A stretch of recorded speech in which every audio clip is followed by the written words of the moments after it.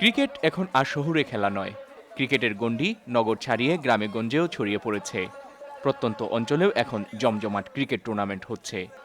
এরই ধারাবাহিকতায় এবার ছাতকের দুলারবাজার ইউনিয়নের মইনপুর উচ্চ বিদ্যালয় মাঠে শুরু হয়েছে টি-20 ক্রিকেট টুর্নামেন্ট।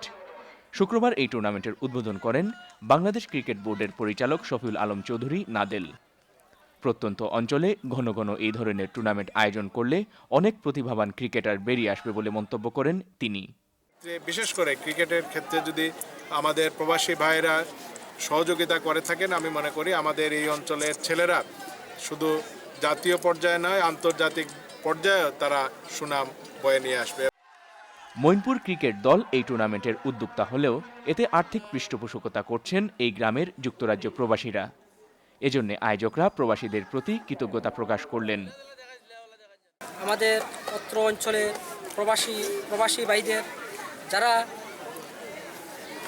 তাদের অর্থ দিয়ে, উৎসাহ দিয়ে, অনুপ্রেরণা দিয়ে আজকের এই টুর্নামেন্ট আয়োজনের সফলতা দেখিয়েছেন। টুর্নামেন্টকে ঘিরে গ্রামের মানুষের মাঝে বিপুল আগ্রহ ও উদ্দীপনা। টুর্নামেন্টের উদ্বোধনী খেলা বিপুল সংখ্যক দর্শক উপভোগ করেন। এই ধরনের টুর্নামেন্ট প্রতি বছর আয়োজনের প্রতি গুরুত্ব আরোপ করলেন তারা। অত্র এলাকায় সত্যি কথা বলতে একটা